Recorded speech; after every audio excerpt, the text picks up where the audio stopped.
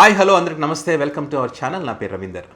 తెలంగాణ రాష్ట్రంలో గతంలో ఉన్నటువంటి ముఖ్యమంత్రి కేసీఆర్ ఎవరైతే ఉన్నారో, కేసీఆర్ అనేక సందర్భాల్లో నీతి ఆయోగ్ కార్యక్రమానికి హాజరు కాకుండా ఉన్నటువంటి సందర్భాలను తీసుకొని ఇప్పుడు ప్రస్తుతం ఉన్నటువంటి ముఖ్యమంత్రి రేవంత్ రెడ్డి, అంటే అప్పుడు ప్రతిపక్షంలో ఉన్నటువంటి పరిస్థితి, అప్పుడు నీతి ఆయోగ్ అనేటువంటి కార్యక్రమాలకు వెళ్తే రాష్ట్రానికి కావాల్సినటువంటి అంశాలకు సంబంధించి కానీ, రాష్ట్ర విభజనలో భాగంగా పరిష్కారం కానటువంటి అంశాలకు సంబంధించి కానీ అనేక అంశాలకు సంబంధించి అక్కడ మనం మాట్లాడడానికి అవకాశం ఉంటుంది. నీతి ఆయోగ్ కార్యక్రమంలో ఖచ్చితంగా వెళ్ళకపోతే, అక్కడికి వెళ్ళి ప్రశ్నించకపోతే ఆ పార్టీకి తల వంచినట్టు, వాళ్ళు చెప్పు చేతుల్లో ఉన్నట్టు, వాళ్ళు మేలు జరిగేందుకే ప్రయత్నం చేస్తున్నట్టు, రాష్ట్రానికి నష్టం చేసినట్టు, రాష్ట్ర ప్రజలను మోసం చేసినట్టు అని చెప్పి రేవంత్ రెడ్డి గతంలో సెలవిచ్చారు.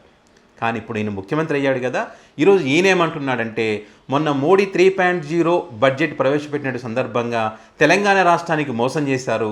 8 మంది ఎంపీలను తెలంగాణ రాష్ట్రం నుంచి ఇస్తే తెలంగాణ రాష్ట్రానికి బడ్జెట్లో గుడ్డు పెట్టారంటే జీరో, ఏం లేదని చెప్పి వాటి పోస్టర్లు కూడా చాలా చోట్ల వెలిసాయి.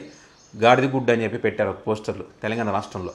సో ఈ రకంగా చేశారని చెప్పి కాంగ్రెస్ పార్టీ తమ అభిప్రాయాలను చెప్తా ఉంది. తప్పు లేదు, రాష్ట్రానికి అన్యాయం జరిగినప్పుడు ప్రశ్నించడంలో అసలు తప్పే లేదు. దాన్ని ఎవరైనా కాదన్న, రాష్ట్రానికి మేలు జరగాలి, రాష్ట్రానికి కావాల్సినటువంటి నిధులు రావాలి, విభజన హామీలో ఉన్నటువంటి అంశాలను కూడా పరిష్కారం చేయాలి. అది ప్రతి ఒక్కరు కోరుకుంటారు. రెండు తెలుగు రాష్ట్రాల్లో ఉన్న ప్రజలందరూ కూడా కోరుకుంటారు. ఏ రాష్ట్రానికి కావాల్సింది ఆ రాష్ట్రానికి ఖచ్చితంగా కేంద్ర పరిధిలో ఏది ఉంటే కూడా అవన్నీ ఇచ్చి తీరాలి. పాయింట్ ఏంటంటే, రేవంత్ రెడ్డి ఇప్పుడు ఏమంటున్నాడంటే, నీతి ఆయోగ్ అనేటువంటి కార్యక్రమానికి మేము వెళ్ళటం లేదు, మేము బహిష్కరిస్తున్నాము అని చెప్పి రేవంత్ రెడ్డి అంటున్నారు. మరి మీరే అన్నారు కదా సార్, నీతి ఆయోగ్ కార్యక్రమానికి వెళ్తే అనేక సమస్యల పరిష్కారం దొరుకుతుంది, మనం ప్రశ్నించవచ్చు, వాళ్ళ దృష్టికి తీసుకుపోవచ్చు అని మీరే అన్నారు కదా. అప్పుడు అధికారం లేదు కాబట్టి ఆ రోజు కేసీఆర్ అధికారంలో ఉన్నబట్టి కేసీఆర్ తిట్టారు. నేను ఎవరికి వంగను, ఎవరికి లొంగనని మీరే చెప్తా ఉన్నారు. మరి మీరే అడిగిపోకుండా ఉన్నారంటే మీరు లొంగినట్ట? కేసీఆర్ అన్నారు కదా మీరు గతంలో, కేసీఆర్ నువ్వు లొంగినవు కాబట్టి పోవట్లేదని చెప్పి. మరి ఈరోజు మీరు పోకుండా ఉంటే ఏం పరిస్థితి?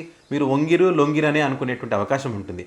సో ఆయన ఈ మాట్లాడారో లేదో అనేటువంటి అనుమానం ఉంటుంది కాబట్టి ఆయన వీడియో ఒకసారి మీకు ప్లే చేసి వినిపిస్తాను. ఆయన మాటలు మీరే డిసైడ్ చేయండి, ఆయన మాట్లాడారా లేదా, మనం చెప్పింది నిజమా కాదనేది మీకు ఒక క్లారిటీ వస్తుంది.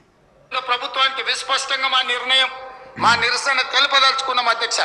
అందుకే మీ ద్వారా సభ్యుల అనుమతి ద్వారా 27 తారీఖు నాడు ప్రధానమంత్రి నేతృత్వంలో నీతి ఆయోగ్ చైర్మన్ వచ్చేసి ప్రధానమంత్రి నరేంద్ర మోడీ గారి నేతృత్వంలో 27 తారీఖు నాడు నీతి ఆయోగ్ సమావేశం జరుగుతుంది. తెలంగాణ రాష్ట్ర హక్కులకు భంగం కలిగించినందుకు, తెలంగాణకు రావాల్సిన నిధులను విడుదల చేయనందుకు, తెలంగాణ రాష్ట్రానికి ఇవ్వవలసిన అనుమతులు ఇవ్వనందుకు నీతి ఆయోగ్ సమావేశాన్ని తెలంగాణ రాష్ట్ర ముఖ్యమంత్రిగా బహిష్కరిస్తున్నాము. ఈ బహిష్కరణను సభ మొత్తం ఏకగ్రీవంగా ఆమోదించాలని, నీతి ఆయోగ్ సమావేశానికి హాజరు అవ్వడం ద్వారా ముఖాముఖి నరేంద్ర మోడీ గారిని నిలదీయడానికి బంగారం లాంటి అవకాశం మీకు వచ్చింది. రాష్ట్రానికి 7.5-8 సంవత్సరాల నుంచి రావాల్సిన నిధులు ఎందుకు ఇవ్వలేదో నరేంద్ర మోడీ గారిని నిలదీయండి.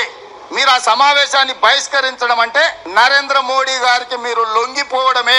మీరు నరేంద్ర మోడీ గారికి లొంగిపోయి వంగిపోతారా, లేకపోతే నరేంద్ర మోడీ గారిని ప్రశ్నించడం ద్వారా రేపటి సమావేశానికి హాజరయ్యి తెలంగాణ ప్రజలు వంగరు సందర్భం వచ్చినప్పుడు నిలబడి కొట్లాడతారని నిరూపించుకుంటారా? ఇది ప్రస్తుత ముఖ్యమంత్రి, తెలంగాణ ముఖ్యమంత్రి సీఎం రేవంత్ రెడ్డి మాట్లాడేటువంటి మాటలు. అంటే గతంలో 2022లో ఆయన ముఖ్యమంత్రి కానప్పుడు ఏం మాట్లాడారు, ఇప్పుడు ముఖ్యమంత్రి అయిన తర్వాత అసెంబ్లీ సాక్షిగా ఏం చెప్పారనేది మనం క్లియర్గా విన్నాం కదా. ఇది అంటే అధికారంలో ఉన్నప్పుడు ఒక రకంగా, అధికారంలో లేనప్పుడు ఇంకో రకంగా మాట్లాడేటువంటి పరిస్థితులను మనం చూస్తూ ఉన్నాం. ఏదేమైనా కూడా ప్రజా సమస్యల మీద ఫైట్ చేయాల్సినటువంటి బాధ్యత ప్రతిపక్షం పైన ఉంటుంది, ప్రజా సమస్యలను పరిష్కరించాల్సినటువంటి బాధ్యత అధికార పక్షం పైన ఉంటుంది. రాష్ట్రానికి మేలు జరుగుతుంది అనుకుంటే కనుక పైన ఎవరు అధికారంలో ఉన్నా వాళ్ళ దగ్గరికి వెళ్ళి అడగడం తప్పులేదు, వాటిని పరిష్కారం చేయడంలో అసలే తప్పులేదు. సో ఈ రకంగా వీళ్ళ స్వార్థం కోసం, వీళ్ళ స్వార్థ రాజకీయాల కోసం ఈ రకంగా ఎవరు అధికారం ఉంటే వాళ్ళు వాళ్ళ స్వార్థం కోసం మాట్లాడుతున్నారు తప్ప రాష్ట్ర ప్రయోజనాల కోసం, రాష్ట్ర ప్రజల కోసం మాట్లాడేటువంటి పరిస్థితులు లేవనేటువంటిది ఇక్కడ మనకు సీఎం రేవంత్ రెడ్డి మాట్లాడేటువంటి మాటలను బట్టి మనం అర్థం చేసుకోవచ్చు.